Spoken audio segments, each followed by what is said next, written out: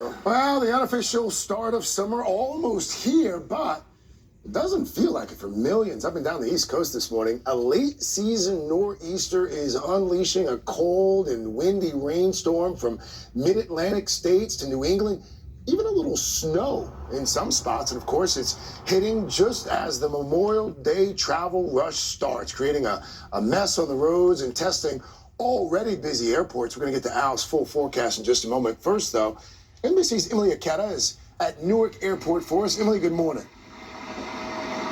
Hey there, Greg. Good morning to you. Well, we're starting to see those flight delays pile up in this wet and windy weather. Over the next week, some 18 million people are expected to pass through TSA checkpoints to reach their Memorial Day destination.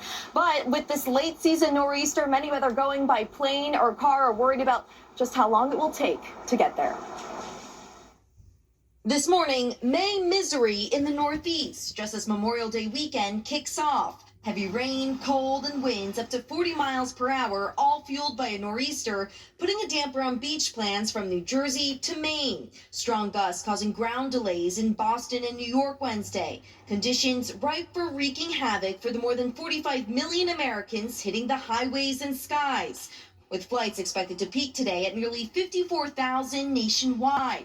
And as airports and airlines experienced trouble even before the holiday rush began. So my flight was canceled, delayed, then delayed. United Airlines said a Los Angeles-bound flight had to turn around Wednesday after a potential security concern was found written on a lavatory mirror.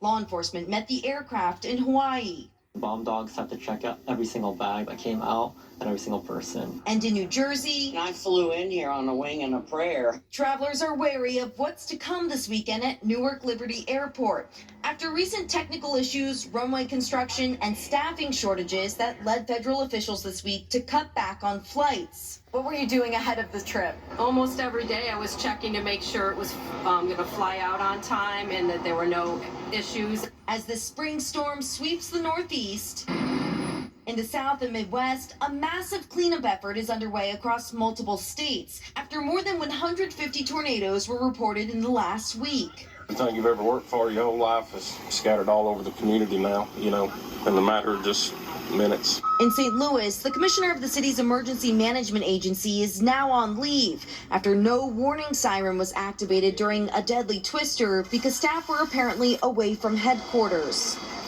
And nearly 90% of travelers this holiday weekend are taking road trips. Transportation data firm INRIX says that whether you're heading out on the Garden State Parkway or I-5 out west, the worst time to get behind the wheel is in the afternoon. So if you want to try to avoid some of the holiday travel rush, hit the road in the morning just after today's show. Craig? Always just after the Today Show, Emily. Thank you. Let's bring in Mr. Roker now, tracking that storm holiday weekend forecast. Northeast